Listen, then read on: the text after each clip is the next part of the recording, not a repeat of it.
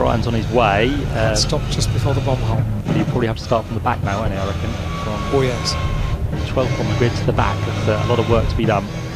So we're almost good to go this time round. We have the safety car, which is, yes, this time going to head in. So here we go, Jason Davies and Nick Vaughan from the front of the grid. Second row of Piers Grange and Niall Bradley. Nice mix of cars at the head of the order. The red lights go out now, and the thunder roars towards the first corner at Ritchie's, and it's a cracking start from the Sierra of Jason Davies. So he'll lead them into Ritchie's for the first time of asking. Nick Vaughan will slot into second place, and for third it's going to still be side by side between Piers Grange and Niall Bradley. But can the BMW take the run to the outside to the Wilson hairpin? I think he can. So Niall Bradley sneaks ahead for third place. It is a green and white BMW, and it's going to be a change for the lead possibly, because Jason Davies is wide through Wilson, and Nick Vaughan gets the acceleration in the Audi down towards Palmer, and it's going to be the Audi that takes over the lead of the race. This is going to be absolutely fantastic between the two of them. To be fair, Jason was a lot quicker in qualifying, but race pace at the minute is definitely with that of Nick Vaughan down towards Agostini. Super speed off the line. You kind of forget how quick these cars are, but when the lights went out, we got racing underway.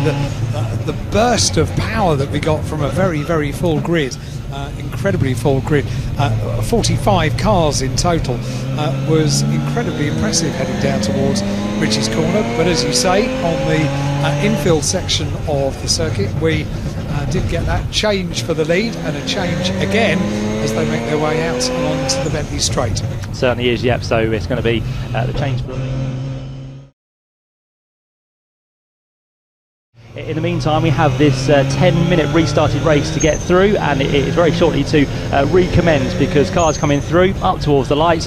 Red lights are on, and out they go now to get Classic Thunder, Blue Oval Saloons, and the Jaguars underway. It's a cracking start there from Malcolm Harding. The 101 machine has come from about row number 7 up into the top 6 or 7 so far. So Malcolm Harding, a great jump there in towards the first corner. I think Jason Hughes was the one that unfortunately lost out, and the ones queuing at the end of the pit lane finally get the acknowledgement to head onto the circuit and get their race underway as well. But a long way back they will be. But it's Jason Davies that leads them through the Wilson hairpin for the first time of asking. It's Niall Bradley in the BMW up into second place, and for third place that looks very similar to the colours of what we saw earlier from Ian Bauer. But if it is him, he's come from again outside the top 10, trying to work his way through, but we'll have to wait for confirmation. In fact, I think it's Graham Crowhurst actually in that third place BMW at the minute, as they work their way once again down in towards Agostini through the left-hander, but it is pretty much nose to tail for the lead. Jason Davies for now just about keeping himself ahead of Niall Bradley, but this is good stuff. A great close fight out front is what we wanted to see.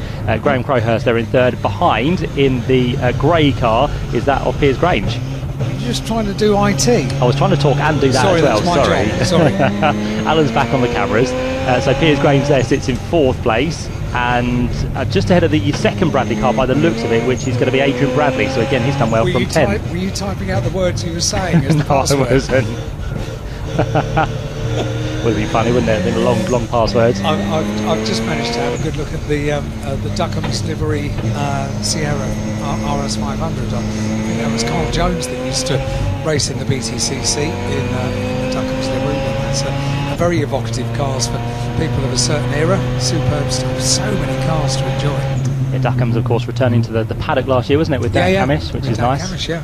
Definitely. So the Duckham's livery here this weekend. Oh, look at that dust being kicked up. Nothing to worry about. That's just where we had the fluid being dropped, I think, by Don Hughes. It's now being cleared by everyone. And that's working their way through quorum on this first lap. Jason Davies goes through then to continue to lead. What is the margin between him and Niall Bradley? I can tell you it's 1.5 seconds, so it's extended over this lap between the two. 3 wide up towards Ritchie's. That's Jason Hughes on the inside. I think Colin Voice in the middle, and on the outside of the corner, I will wait to tell you, that is possibly the car there of Adrian Bradley, who is trying to keep out of drama, but trying to get some places as well. But in the end, he has to back off, and in fact it was Malcolm Harding who was there as well in the middle. So great three-way fight, and they all survived the first corner. I'm glad we've got the door open, because the difference in sounds of these are just incredible. What a glorious field this is. Big lock-up, or is that? Yeah, that's a lock-up going into Ritchie's corner from certainly in the second half of the field. Didn't identify which car it was,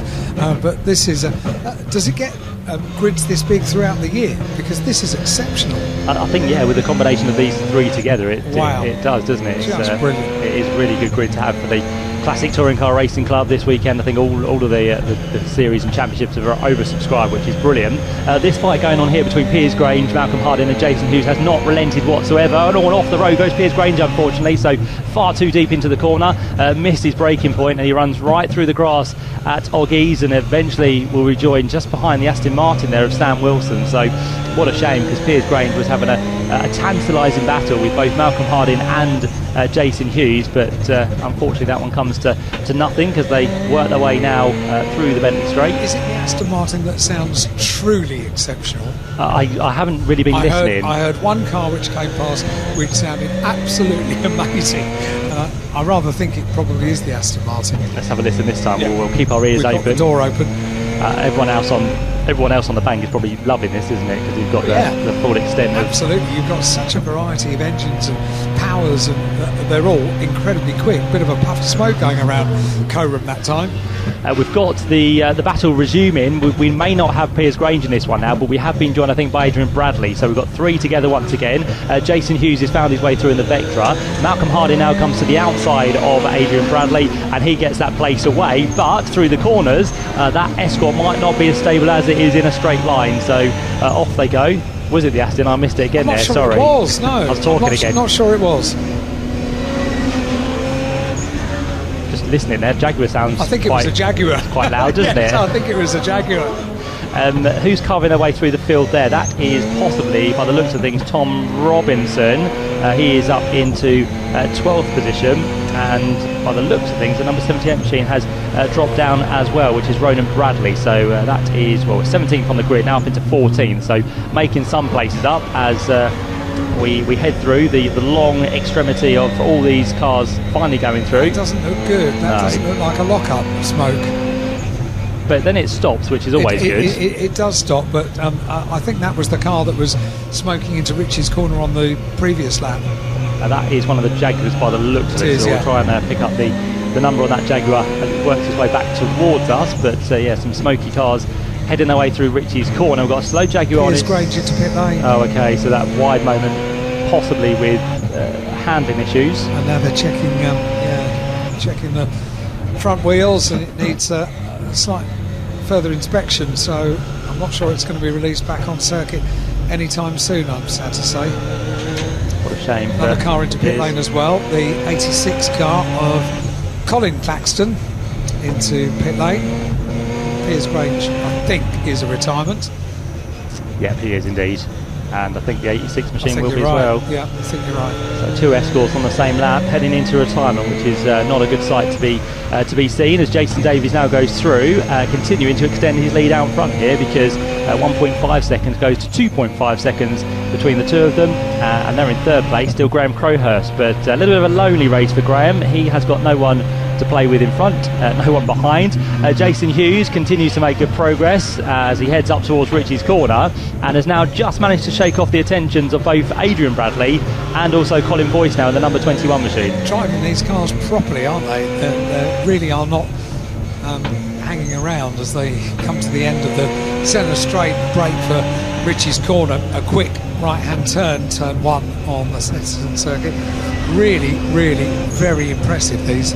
Yeah, being put through that paces by the drivers behind the wheels as well, so absolutely flat out at the minute. Unfortunately, we've got a black and orange flag for the number 14 machine, so that is a mechanical flag to say to the car, you need to bring that in, because it's not as it should be. Jack Robinson's car, that is. And I think that's the Jaguar with the lots of smoke at Richie's, so it's doing it again at Murray, so yeah, it's continuing around the lap, and of course the more it does that, it's possibly losing something from the car as well, so he'll see that this time up towards the line. So there goes the number 14 machine with the smoky rear from it, which will get worse. 156 car ahead was a bit smoky as well. Is it a Jaguar thing, do you think? I'd hate to say that, but it does appear that both of the smoky cars at the moment are Jaguars. There we go, that's the answer, isn't it? Jaguar thing. The rest of them are okay though, and just to bring you up to date with the Jaguar class, we can tell you that Tom Robinson is your leader in car number 4, so he's going without any problems at the minute. Second within the Jaguar class is Chris Boone in car number 139, so now your top 2 in Jaguars, as the leader is already back round with us once again, so the lap times are incredible. 2:295 is the quickest lap from Jason Davies. And now that he's working his way through traffic, the lights are on, so he's just warning them that he's coming through. And with the time we have left on the clock, which is just under 2 minutes, that's all we're going to get in terms of this being the last lap. So Jason Davies goes through. The gap between him and the second place man did just grow slightly to 3 seconds between him and Niall Bradley. Jason Hughes trying to make inroads into Graham Crowhurst here, but the gap I think is too big to close down, especially as we now head on to the last lap. So Jason Hughes is going to be good for 4th place. First within Class C though, the Classic Thunder, which is going to be a good achievement for him. And then in terms of the Blue Oval Saloon Series, it is currently, well, it was Martin Reynolds, but I think he has just dropped behind Colin Boyce by the looks of it. So Colin Boyce is in Classic Thunder, Malcolm Harding is the other one in Boss, so he now goes through to lead that class on the last lap of the race. So a bit of a change around in class orders, but that gives you the 3 classes we have in this race at the minute. But Jason Davies at the time of that last lap looking good to not just take another win this year, but also extend his points lead within the championship, with Nick Vaughan out of the race. A gap which was 12 points is definitely now going to grow between him and Jason Davies. For Jason, who so far this year has been a double winner at Silverstone, a double winner at Oulton Park, and also a winner at one of the races at the Brands Hatch Grand Prix circuit, it is looking for victory number 6 here in race number 1 of the weekend at Snetterton. For him, he's only going to have a couple more corners to go now, because we've got 30 seconds left on the clock, and emerging back into sight through Coram very shortly. Will I have a podium, Matt, or not? You'll have drivers to talk to. Will I? Yeah. Down in Park Fairway? Yeah, they'll be held. So perfect. We'll have hopefully a word with Jason if he finishes as the winner. Niall Bradley and possibly Graham Crowhurst as well. They're in 3rd place. So waiting for the leader to appear. Here he is. A bit of traffic to deal with down towards Murray's. It shouldn't be too much of a problem. And with that traffic, he's actually now gained the margin over Niall Bradley to more than what was 3 seconds. So looking good here for Jason Davies. As we said, win number 6 of the season in class. He comes through to take the checker flag, which has not been handed out, unfortunately. So now the checker flag comes out, and Jason Davies hopefully will be stopped rather than doing an extra lap. But the man in 2nd place gets the checker flag, which is Niall Bradley. Well, let's watch his pace, shall we? Shall we? Yeah. Let's have a look up towards Wilson Hairpin. He'll still be going hell for leather, I'm sure, to try and pass the back markers. But it's quite crucial here that he does slow down, because marshals will be heading to circuit to try and get the race leader. So, and a car wide there through the exit of Hamilton. It looks like one of the cars a little bit lower down in the back end then slides through Oggies there. So doing well to hold on to that one as they head on to their final lap and round on towards the Bentley Straight. Unfortunately, Niall Bradley's gone for an extra lap as well there. So, yeah, a bit of confusion with the checker flag, but it finally came out. Niall Bradley did see it, but didn't want to slow down. And the rest of them now work their way across the line. So the top 3 gone through. 4th place goes the way of the Vectra of Jason Hughes. Well, I've got lots of time to get down to have a chat to them, because they've got another lap. Have a leisurely stroll out. Yes, I can. Jason Hughes comes through in 4th place then. He wins Class C of Classic Thunder. 5th place goes to the 211 machine of Adrian Bradley. 6th place, number 21, is the winner of Classic Thunder Historic 3, which is Colin Boyce. 7th place, number 20, winner of Classic Thunder Historic 1. That's the car of, as I said, number 20, which in the programmes is going to be the car of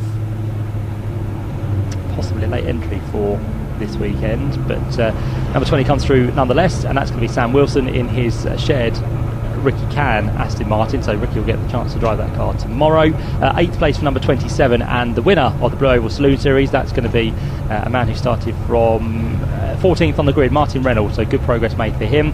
Malcolm Harding comes through 2nd in Blue Oval Saloons, and for 10th place it's going to be number 90 machine of Ian Bauer.